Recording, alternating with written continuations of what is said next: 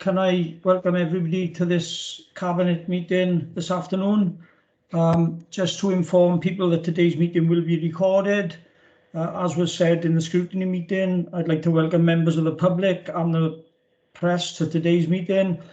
Can I kindly ask you to observe the meeting only, as you are not allowed to speak or participate in the meeting? Could colleagues please ensure that phones are switched to silent for the duration of this meeting? In addition, I refer you to the protocols for remote meetings which have previously been highlighted in the Scrutiny Committee. Next item on the agenda is a roll call. So, Jane, hand over to you on this one. Thank you, Leader. I've marked you as present. Thank you. Councillor Carl Clement Williams. Hello, Councillor Carl Clement Williams. Sorry, I am here, Jane. I couldn't get my microphone on. Okay. Councillor Harvey. Yeah, I'm here, Jane. Councillor Doreen Jones. Yeah, I'm here. Councillor Leanne Jones. Present, Jane. Councillor Lockyer. I'm here, Jane. Councillor Rees. Yes, I'm here, Jane. Councillor Richards. Present, Jane. Councillor Wingrave. Present, Jane. Is Councillor Rahman here as well? Councillor Rahman. Yes, I'm here. Councillor Freegard. Right, I'll go on to officers now. Chair, Karen Jones. Present. Howell Jenkins. Present. Andrew Thomas. Present. Andrew Jarrett. Present. Nicola Pearce. Present. Mike Shaw. Yes, thank you, Jane. Simon Brennan. Dave Griffiths. Present. Kerry Morris. Paul Hinder. Present. Paul Walker. Paul sends his apologies. And Jane Lewis from Carmarthen. Present, Jane. And Chloe Plowman. Present, Jane. That's anyone else present who was participating in the meeting that I haven't called their name out. I'm Hugh here, Jones. Sorry, sorry, No I'll problem. add you now, Hugh. No There we problem are. at all. Thank Chair, that's completed. Jane and Okay. Councillor Freegard is saying she's having trouble getting in. Right, I we'll, just got in. Right, there that's we go. lovely. Thank you. Thank you, Jane. Agenda item 3 is Chair's announcements. I don't have any announcements to make today. Agenda item 4 is declarations of interest. Anybody with any declarations? I can't see any, Don't Chair. see any indications. Thank you very much. Jane Karen Furlow is saying she's present as well. Oh, lovely. Okay, thank you. Agenda item 5 is the Swansea Bay City Deal Skills and Talent Programme. Report is on pages 3 to 130. Jane Lewis, who we met in the Cabinet members briefing when she presented the same report previously, is here. Do you have anything to add, Jane? No, Leader. I'm happy to do the presentation again if you so wish, or take any questions that you have about the report. Okay, I'll decline the first one, but I'll take the second one. Anybody got any questions? Nicola, do you want to add anything? No, Leader, I just want to say that Jane has spent a lot of time with colleagues trying to develop this proposal. I think it's critical from the discussion that we had in scrutiny that this piece of work will support all projects across the region and couldn't come at a better time. So hopefully we can support this and it will then go through to the joint committee as part of the City Deal governance structure. Okay. Thank you, Leader. Thanks, Nick. Jane, before I go on to the recommendation, can I thank you for the presentation you give to us previously and for the presentation you give to Cabinet Scrutiny this afternoon, and for the time that you've spent here this afternoon as well. I think I can safely say that if there's one thing I've been consistent on since becoming leader is the length of Cabinet Scrutiny meetings, which are a good thing in one way and perhaps tiring in another. But Jane, can I thank you on behalf of myself and all my colleagues. So if I could refer colleagues to the recommendation on page 9, along with the integrated impact assessment on page 123. If I don't see any hands raised to the contrary, I'll assume you're in favour of the recommendation. I can see no indications to the contrary, Leader, so that item has been approved. Okay, thank you, Jane. I'll go on to agenda item 6. Leader, can I just say that Councillor Freegard has got a declaration of interest, although she's here as the scrutiny vice chair, she still would have to declare an interest just for the minutes. Okay. And I think I've just had one from Saif as well. Indeed. There we are. If they could just confirm that they have got that declaration for the minutes. Okay, thank you very much. Sorry, Chair. Agenda I do item. confirm that I have personal interest in that, Jane, and I've put it in the chat.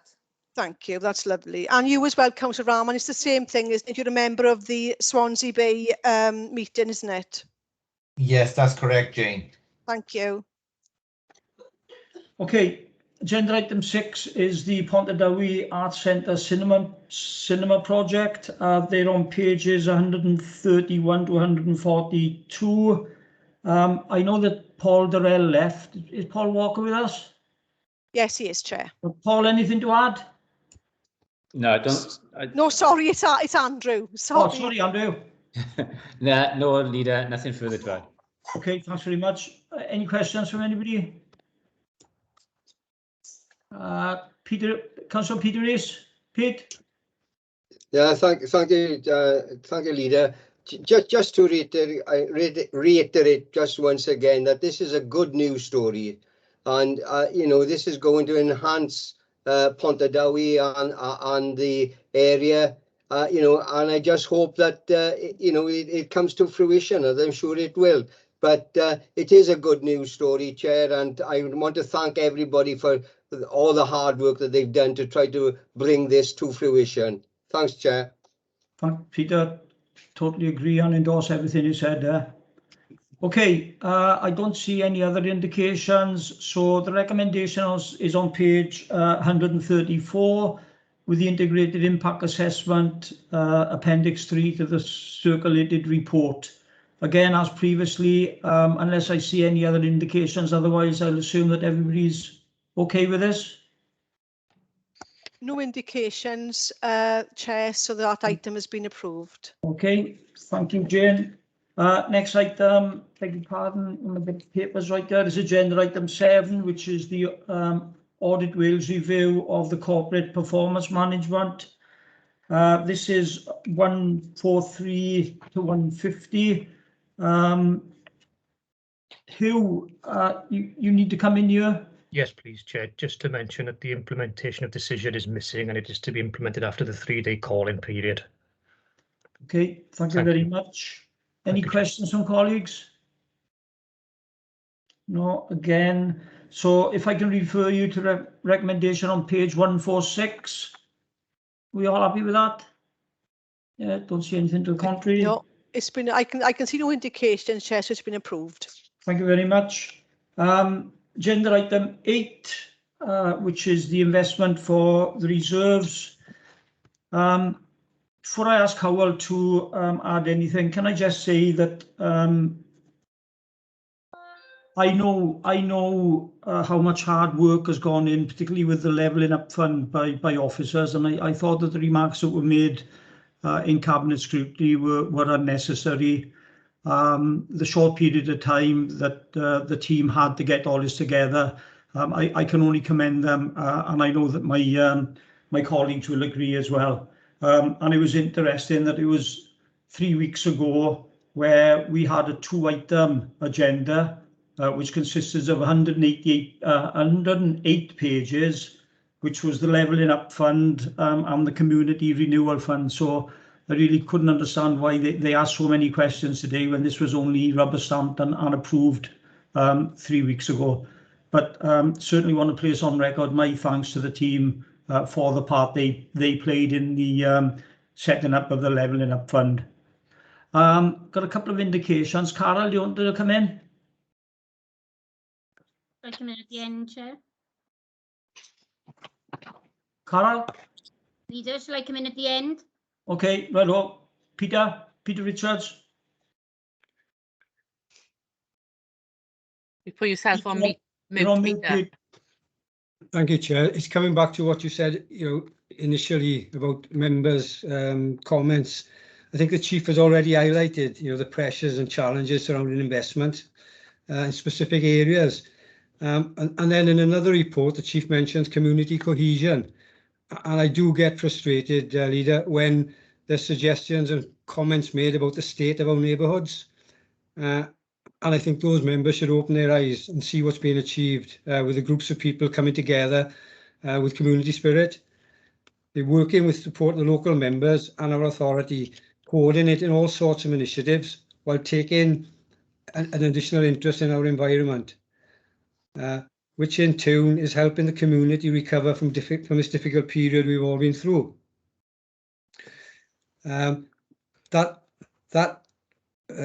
Can I also remind those members, right, that they are also community champions and they should be embracing these projects and getting more involved. So that's just a comment, Leader, I wanted to put in, because there's a lot of good work going in health and well-being within the communities where people are getting involved. And I think we have to recognise that. And when comments go out about the states of our neighbourhoods, I don't think that goes very good on some of our communities. So thank you. Okay, thank you, Peter. It was remiss of me. I haven't run the script. However, I should have asked, did you want to make any additional comments or say anything before I brought members in? No, Leader, I think that the aim of the report was to highlight the huge investment and work that is being was originally planned for this year. The additional grants, I wanted to highlight the additional grants that we had also bid for from the UK Levelling Fund, and you've covered that off, so that members could actually explain to the communities what we are doing, and then you're asking for more additional investment with more activity, and that was the additional £5 million set out in this report. So hopefully it is good news, because there are significant improvements that will be delivered once we come towards the end of the financial year. Okay, thanks, Howell. Mike Harvey. Yeah, thanks, Leader. I say agree with what Peter said, really. There's a lot of good work going on. Obviously, it was mentioned during this item about the amount of staff's been taken away because of COVID to do other duties. And I say welcome, the £500,000 for the environmental street scene improvements, and there's another 1.625 for highways and engineering maintenance. So with that, and I know enforcement is an issue, which I've been looking at myself recently, and I got some ideas there which I'll discuss with the director and see which way that goes. But on the whole, our people out doing street scene do a fantastic job, and I say with the cuts because of austerity and everything, it is the environment that's been hardest hit. But obviously there's we've never got enough money, but hopefully now going forward with everything, things will improve, and it'll get far better in the area. But what the job Howell does in respect to this and his team is absolutely fantastic, and to be complimented on that. Thank you. Okay, thanks, Mike. Okay, Carol. Yeah, thank you, Leader. Yeah, I won't repeat what you said, but I completely agree with everything, and I agree with Peter and Mike as well. But what I would say is for both item 7 and 8, I know of all the hard work, and I mean hours and hours of work that everyone puts in on it, and as always, I just like to thank the staff. Levelling up fund, what a shame we have to have a levelling up fund, eh? After 10 years of austerity, so-called austerity, areas that believe they've been left behind, well, I wonder why that might be. Because we've had so much money starved out of our budget, it's criminal. So yeah, so pleased to have a levelling up fund, but the fact is we shouldn't be having one anyway. We should have just been having a decent amount of money to run our services throughout the whole period. However, the time scale we had was phenomenally short. It was really, really short. And I think that some of the comments in the meeting today were very disrespectful, because I know how hard the officers have actually worked to pull all this together in such a short time. And don't forget that it's not just pie in the sky stuff. It's got to be realistic because the money has to be spent. So, you know, I think maybe perhaps some members need to understand how these things work. So maybe a member seminar would help. You can't just throw things together on this kind of thing. So I would apologise to officers for that if you felt disrespected, because I think you did a marvellous job. There's lots of comments as well around where's money being spent to communities, and I've made notes over the last few weeks because this question keeps coming up all the time. The previous item, or item 6, was a 1.3 million spend in Pontardawe. Cymru Viaduct, we're investing in that and working with the health centre relocation. Kevin Coyd Museum Action Plan, there's a lot of money being hopefully going into there when we get the project set.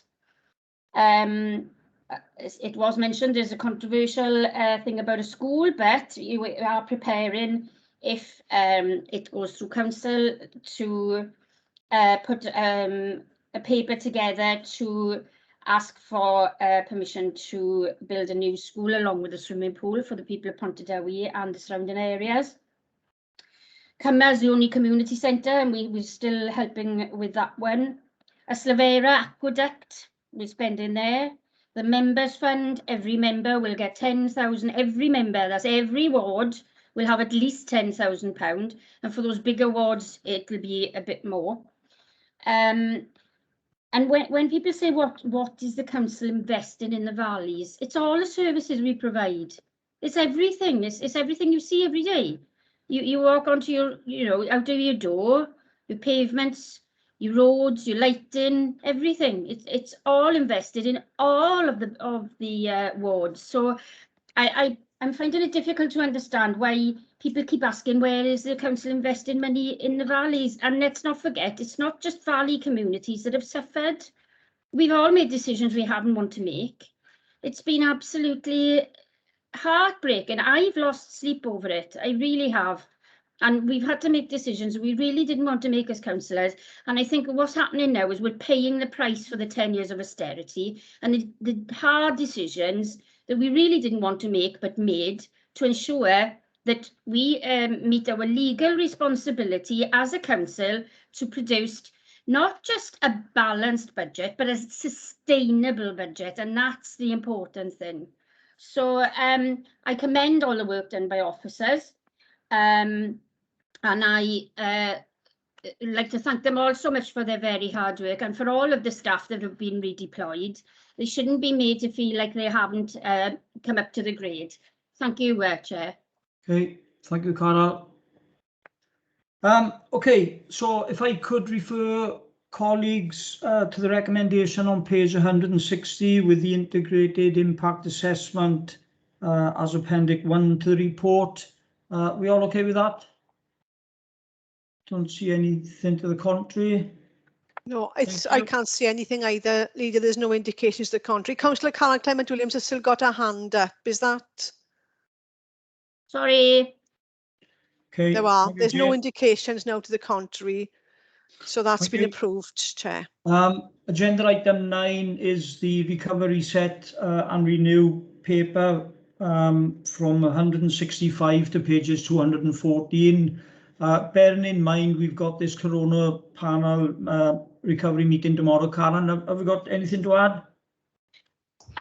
No, Chair, it was, as I said, in the scrutiny committee, it was an opportunity to give a bit of a position statement about what's happened in COVID so far, because when you look back on it, it's hard to believe it's just been 15 months when you see the huge amount of ground that we've had to travel. But I think we're at an important point now where we need to be checking out with our community how things are from their perspective and with our businesses before we bring that debate back in the autumn about the priorities that you will want to set as we start to think about our recovery. Okay, thanks, Karen. Anybody got any questions? Comments? No, I don't see any indicated. Okay, so recommendation on page 176. Are we all okay with that? I can see no indications to the contrary, Leader, so that's been approved. Thank you, Jane, which takes me on to agenda item 10, which is a COVID-19 enforcement team. This is for information only, starts on page 215 through to 220. Nicola or Kerry, anything to add to us in the paper? No, nothing further to add. Thank you, Leader. Thanks, Nick. Any questions or comments from anybody on this one? Okay, so that's for noting. Item 11, which is the University Health Board, along with MPT CBC, the joint working paper for the Upper Avon Valley, pages 221 to 246. Dave, anything you want to add to what's already been said? No, nothing further, Chair. Thanks, Dave. Anybody with any questions? Peter Rees? No, just to say that I tended to agree a lot with what Scott Jones was saying as a plea as far as the bridges are concerned in the Avon Valley. As a lad growing up in the Avon Valley and knowing Cummer and the White Bridge very, very well, crossed it many times because I was born in Abercragan anyway. But it is an iconic bridge, and I do tend to think that it has a place in the history of the Avon Valley, and I just wanted to say that, Chair, that you know, it's an important structure, quite frankly, and I thought that, in fairness, I thought that Scott Jones put his case very, very well today. Thank you, Chair. Thank you, Peter. I don't see any other indications. Right. Okay. Recommendation is on page 229, going over leaf to 230. Again, are we all okay with that? No indications to the contrary, Chair. Otherwise? Okay. Thank you, That's Jane. been approved. Thank you very much. The report is for immediate implementation and not subject to the 3-day calling period. So I need to ask Councillor Rahman, as scrutiny chairperson, if he is happy to support the immediate implementation of the decision. Saif? Yes, Leader, I'm happy with the immediate implementation of this report. Okay, thank you very much. It's obliged to you. Agenda item 12, Anti-Racist Wales. Again, this is for decision. Papers start on page 247 through to 260. Anything that any officers want to add? No, Chair, there's nothing to add to the detail that's set out in the consultation response. Thanks, Karen. Any questions of any colleagues? Chair, can I say that Councillor Patterson, I think, made a very important point as far as governing bodies are concerned. My only reservation would be if we put that another duty, if you like, onto governing bodies, that's another duty. But I think that she has made a very important point as far as the ethnic minority groups, as far as governors are concerned. And I just wanted, I don't know if Andrew has got a view on it, but certainly I think it's an important point that she made. Okay, thanks, Peter. Andrew, do you want to come back on that? Yeah, I would. I wasn't sure what the question that Suzanne wanted to ask. But I have had it confirmed. I've been in contact with John Bird subsequently. There is no requirement, as I thought. When I put it to him that you know, Suzanne suggested that it is sort of that we decide to do it or at least recommend it to governing bodies. He came across and said the same thing as you, Peter, with ALN reform in September, curriculum reform a year September. There's an awful lot of pressure on governors currently. So I think the answer is it's a really good thing to do, but probably not for now, but certainly, definitely something we look at in the future, because I think, as you say, it's a really good point Suzanne made, and it is an important aspect of our school life in terms of our education. Thank you, Andrew. I was thinking about the curriculum reform responsibilities, and that's going to be a tremendous pressure on schools. Okay, thanks, Pete. Carol?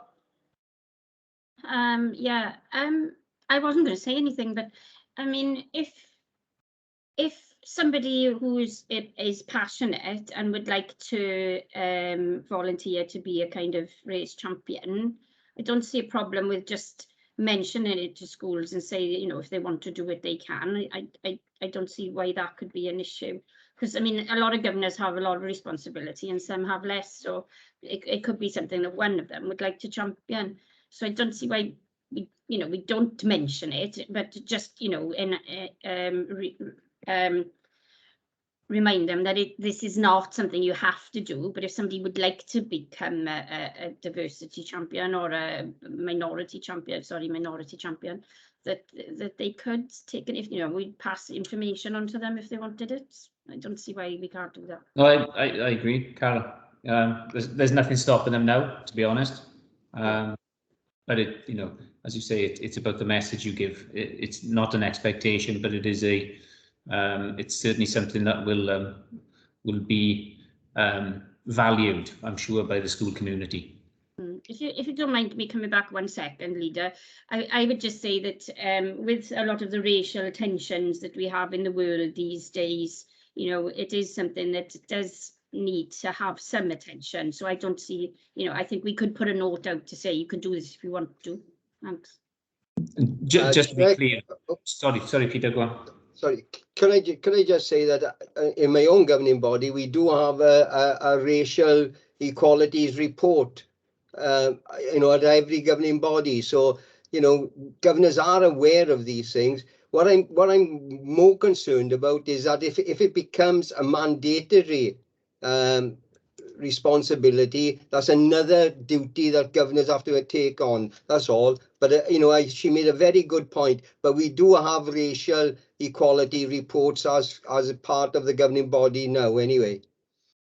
Okay, and Andrew, do you want to come Leader, back? if I may, yeah, that's exactly what I was about to say. Just because they're not a lead governor at the moment, it doesn't mean that it isn't on the curriculum and isn't taught. Tolerance and equity and diversity is taught in schools, and governors get reports and they get training. It's just, you know, the issue about the lead governor, but it's certainly, you know, something the governor could take on. Absolutely, no problem at all, Carol.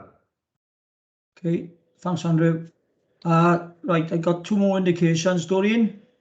Yeah, it is something, you know, I've said when I'm in the meeting with BMN, we teach the children how to respect. It's all about respect, really, and that's the main thing. And if you're teaching kids, okay, when they get older then and they got outside, but when they're children don't notice race or anything, you know. I mean, it's like bullying, you know, you can have whatever, you know. So I think it's up to the schools, a lot of it, and I don't think you need to push it, because I think when you're pushing it, you're exaggerating it then and drawing attention to it.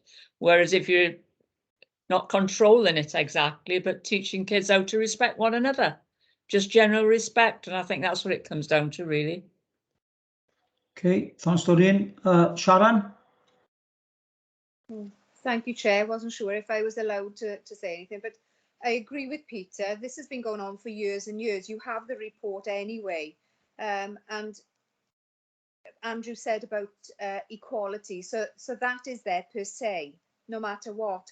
But should we just put it out there that somebody wishes to champion a racial cause or become the governor responsible for that area, then we have got problems if we don't underpin it with proper training, etc., which goes back to Peter's point and Andrew's point about putting extra pressure at a really, you know, critical time in education. But if you're going to do it, we can't just ad hoc it. It would have to be underpinned properly, and then you've got all the extra pressures that go with it. So it is working at the moment, because we do report, and there's other areas of report which are direct back to the council if there are incidents. So, you know, it's not mandatory, as Andrew said. Okay, thanks, Sharon.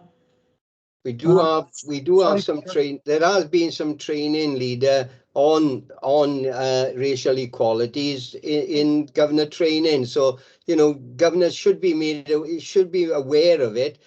I'm concerned that if it's mandatory, then it becomes another pressure. That's all. Yeah. Okay. I can see you've been scribbling away there, Karen. You've taken them comments on board, have you? Yes, Chair, I've taken them all on board, yes. Okay, brilliant. Okay, thanks everybody, thanks for the contributions. So if I could refer colleagues to the recommendations on page 250 and Appendix 1 of the report. I note that the Welsh Government has undertaken an integrated impact assessment as part of the development of the Race Equality Action Plan. Are we all happy with the recommendations? I can see no indications to the contrary, Leader. Thank you, Jane. So that's been approved. Thank you. Okay, item 13, members community fund, pages 261 to 288. Paul, was you clean shaven when you come into this meeting? I believe I was. Obviously, the blade is not up to the mark here. I've had two shaves since this meeting started. Anything further to add, Paul? No, I think you've listened to the spiel. You've seen the attachments. A lot of this received endorsement back on the 25th of June 2020, but really today's report is simply about looking at the condensed timescales and the refinement to the scheme, learning from the experience of Tranche 1. There's no radical change. It's just the compressed timescales, really. Thank you. I think most of the comments that were made in scrutiny, Paul, we'd spoken about previously anyway, so we knew that was coming. Right, Leanne, do you want to come in? Yeah, just to add, Leader, that I welcome this report coming today. I think it's going to be beneficial for all residents across Neath and Talbot and our communities, enhancing them. And just want to thank really the team for the great work last time. And I'm sure Paul will welcome the challenge this time, not holding our hands as such, but we'll help him and do the work wherever we can. But I think it's a great initiative again to help in our communities across Neath and Talbot, which is very much needed. So much appreciated. Okay, thanks, Leanne. Sure we all endorse that. Could I also ask, Jane, we make a note and offer congratulations on behalf of myself and all my colleagues to the good news we heard about Eloise this afternoon, and we hope all goes well with her and wish her well. Okay, recommendations on page 264 of the report. Are we all happy?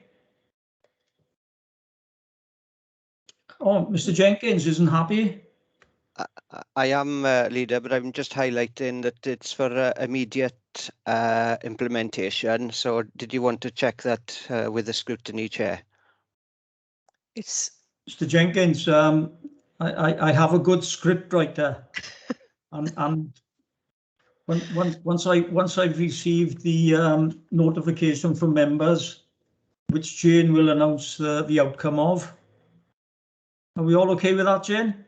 Yeah, no indications, Chair, so the item's been approved. Thank you very much.